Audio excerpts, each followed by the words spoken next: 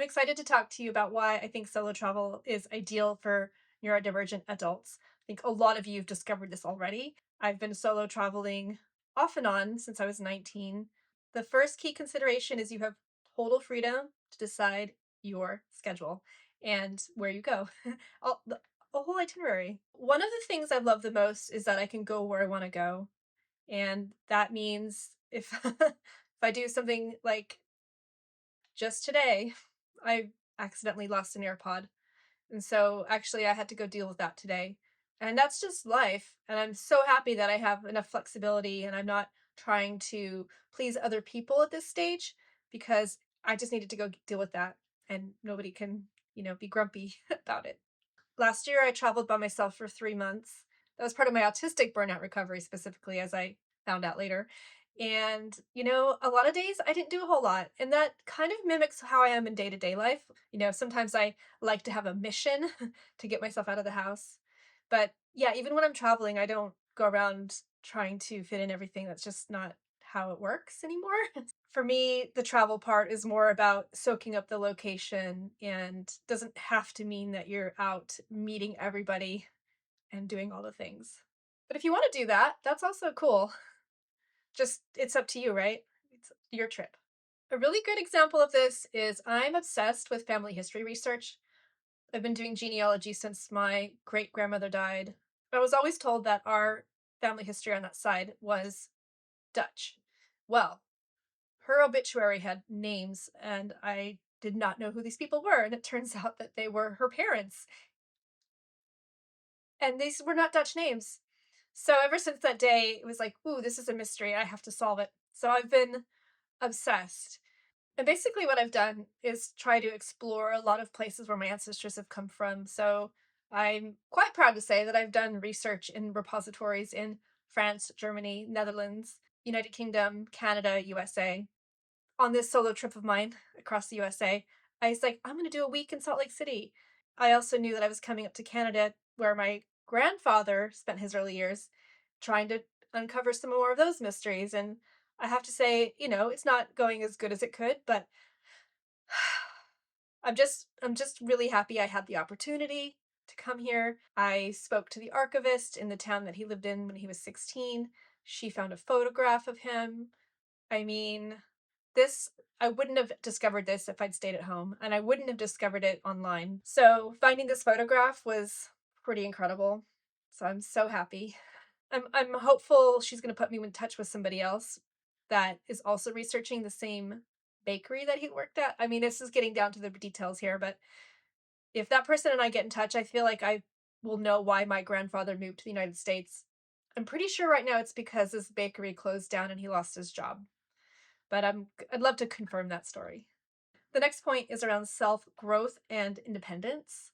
Solo travel gives you a lot of opportunities to work on your independence because you have to make all these decisions by yourself. You have to talk to people and navigate, negotiate, that type of thing. Recently, I was in a little motel by myself, and there was a no boil advisory, which means that the tap water wasn't safe to drink because I think of some flooding. And I remember I had looked at the reviews for this place. It had really good reviews, but somebody had mentioned that they were wanting to charge for the bottled water. So I noted that down. And when I came back to reception and I asked if they had any bottled water, she wanted to charge me $1.50. I don't have cash on me. I just rarely carry cash. It's such a hassle.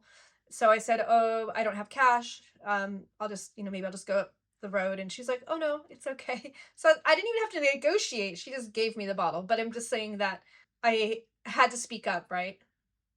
Actually, did I really speak up? No, I just threatened to walk away. But that's also a key point of negotiation. Earlier, when I said I can do hard things, so my hard thing is that I drove a car by myself. I've always been terrified of driving. I think it's a combination of feeling like I didn't have good reflexes. And this probably came from feedback from my friends when I was a teenager. Like, I couldn't drive a manual at all. I tried, and it's just like, it just didn't come to me. Pretty much as soon as I left the US, I stopped driving because also I was in England and, driving on the opposite side of the road was much more difficult, especially with very narrow roads. So for 21 years of my adult life, I didn't drive at all. And only when I was back in the States I did some driving. Last year when I was traveling for 3.5 months, I took the time and I did like an ADHD career masterclass, and that's how I figured out I wanted to pivot my career. And I also started doing like a course on learning to read Old German handwriting. I got about halfway through, and then the excitement of changing careers took over. So I've started focusing on that instead. Solo travel offers that place to reflect and grow, develop new skills, and to gain a deeper sense of independence if that's something you think you need to develop. And I don't know if you're like my age, but if you remember the Choose Your Own Adventure books, that's what I'm talking about. I feel like it's just like that. But the next key point is that solo travel means that there's no pressure to socialize. It's reduced at any point. It's up to your tolerance. Like, what do you want to do? How do you want to spend your time? I do meet solo travelers who are so excited to chat, and I can tell they're quite extroverted most of the time. And I think as well, if we're neurodivergent people are pretty well um we're pretty good at recognizing other neurodivergent people. And sometimes if you see someone you think that they're like you, there can be a little extra enthusiasm. And I've that goes both ways, right? I've noticed it in myself and I've noticed it in others. And then we get talking and then it's like, oh. So that's how I meet all my new friends these days. But what I like about traveling alone is that there's not a lot of pressure to coordinate schedules every day. If you were traveling in a group or even if you were in an organized group, that would I guess be done for you. You would just be expected to socialize. But when it's like this, I hung out with a friend yesterday and it was good fun. Today, I'm dealing with admin stuff and I might go to the library later. For me, it's important to pay attention though to what my schedule is going to be. So I know that after I leave here, I'm going to have some pretty intense socializing for about a week. And then after that, it'll be back to being really quiet again. So I probably will look out for opportunities to meet other people. It is hard for me to go into a random cafe or bar and make friends or start chatting to people. I don't that doesn't work for me. But I can do like a day tour and meet people, or I don't know, like I've done before, like a Facebook group or a meetup group and see what's going on.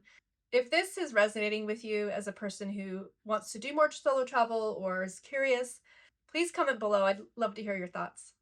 My next video, I'm going to dive into some tips for planning your own solo travel, especially going internationally, because it is a little bit of extra planning, as I'm finding out, and a little bit of the ADHD tax.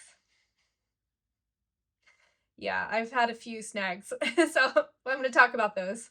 If you haven't already, please subscribe, and I will talk to you soon. Bye.